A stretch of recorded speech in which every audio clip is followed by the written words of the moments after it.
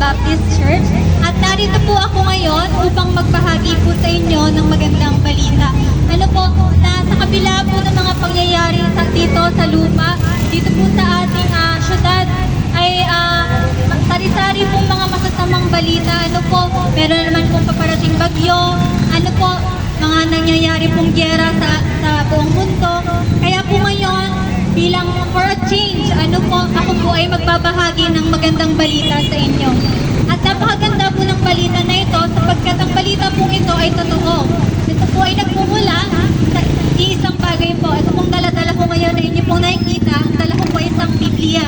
Ang magandang balita po ay magmumula po dito sa Biblia.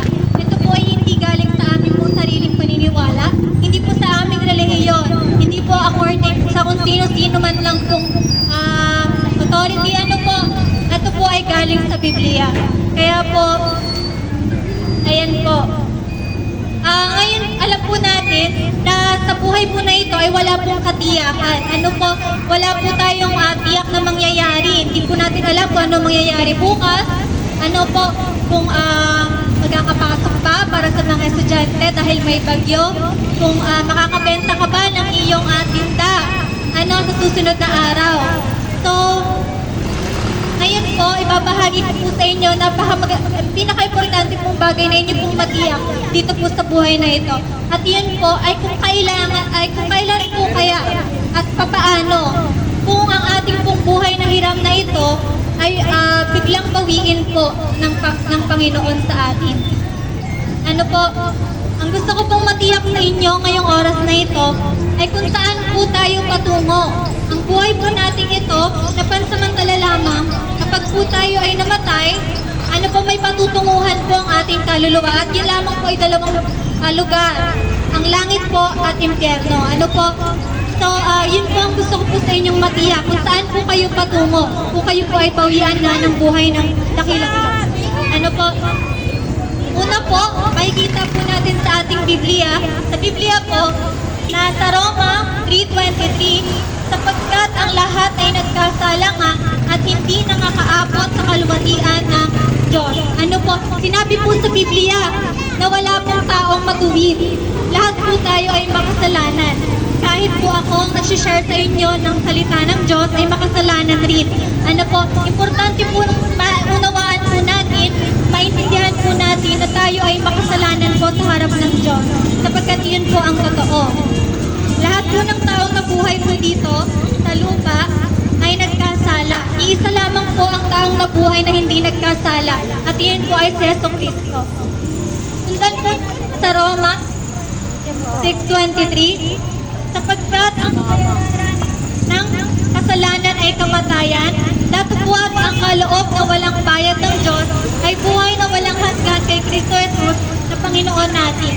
Ano po, maliwanag po na sinabi dito sa Biblia na ang ating pong mga makasalanan, kung nauunawaan niyo po na kayo ay makasalanan, meron po itong katumbas na kaparusahan. Ano po, hindi naman po tinatakot po kayo, pero ito po ang nakasulat sa Biblia. At ito po ang nakasulat dito, ang kaparusahan po ng ating mga kasalanan ay isa lamang pong bagay. At iyon po ang kamatayan. Ang kamatayan po dito sa Biblia ay ang kamatayan po doon sa dagat-dagatan pong apoy sa impyerno. Ano po? Ngunit, ito na po ang magandang balita.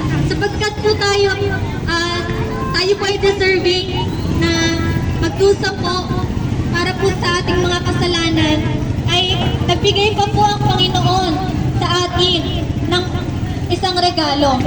At iyon po ay ang kanya nag-iisang anak na si Jesucristo. Isang bagay lamang po ang ibinaba ni Kristo dito sa lupa. Ano po? At iyon po ang iligtas tayong mga tao. Dahil po hindi po kaya natin iligtas ang ating sarili sa ating pong mga kasalanan. Ano po? Kung kaya po nating pagbayaran ang ating mga kasalanan sa pamamagitan po ng mabubuting gawa, sa pamamagitan po ng pagsimba araw-araw, sa pagtulong sa kapwa, hindi na po bababa si Kristo. Ngunit hindi po. Kailangan pong bumaba ni Kristo. Siya po yung nakababa na po noon. Ano po? At yun nga po, bumaba po si Kristo upang tayo po ay iligtas sa ating pong mga kasalanan. Kailangan po nating maunawaan na ating pong mga paniniwala noon upang mailigtas po natin ang sarili ay mali, sapagkat ito po ang nakasulat sa Biblia. Kailangan po nating tumawag sa pangalan ni Jesucristo upang tayo po ay maligtas. Iyon lamang po ang paraan. Wala na pong iba. Hindi po ang pagpunta sa langit ay hindi sa pamamagitan ng pagsisimba lagi, hindi po sa pamamagitan ng inyong relihiyon, po sa pamamagitan ng inyong mabuting gawa. Bagamat mabuti po ang inyong ginagawa, ay hindi po ito sapat upang po bayaran ang lana na nagagawa araw-araw. Ano po? Kaya po kailangan nating tanggapin si Jesus sa ating mga puso.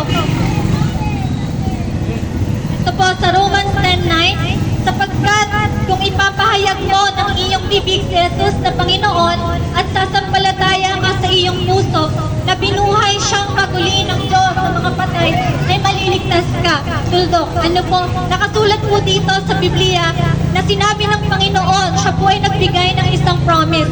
Ang Panginoon po hindi tulad ng Panginoon na ang tao ay nangangako, ngunit hindi naman tinutupad. Ang Panginoon po ay nangako na kung sino man po ang tatawag sa Panginoong Jesus ay maililigtas. Ano po? Yun lamang pinagkatan.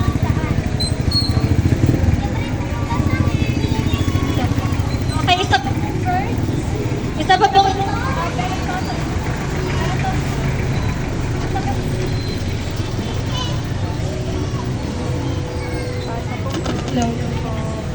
Okay, isa pa pong verse ay Ephesians 2:8, sapagkat sa biyaya kayo'y nangaligtas sa pamamagitan ng pananampalataya, at ito'y hindi sa inyong sarili. Ito ay kaloob ng Diyos, hindi sa pamamagitan ng mga gawa upang ang sino man ay huwag magmamapuri. Ano po nakasulat po dito sa Bible, malinaw pong ipinahayag na ang daan po sa langit ay hindi po kayang gawin ng tao. Ang Diyos lamang po ang makapagbibigay ng daan. At kung tayo po ay mananampalataya, ang Panginoong Jesus po ay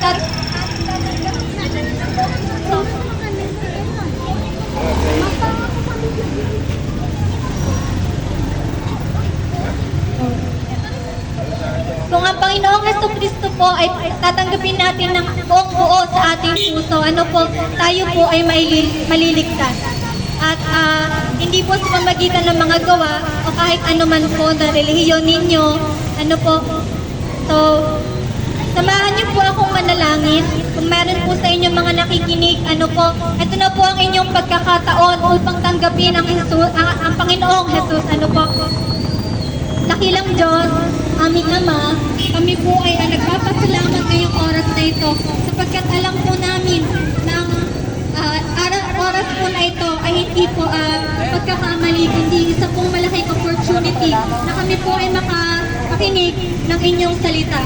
Salamat Panginoon sa oras na ito sapagkat naunawaan namin na kami po ay makasalanan at dapat lamang magbayad sa hatol ng impyerno. Ngunit kami po ay nagpapasalamat na kami po ay nakakilala at tinatanggap si Jesucristo sa aming puso bilang tagapagligtas. Salamat sa aming pagtanggap na ito na kami po ay inyong biniyayaan ng buhay na walang hanggan sa langit kasama ninyo. Salamat. Ito po ang aking pinapanalangin sa pangalan ni Jesus.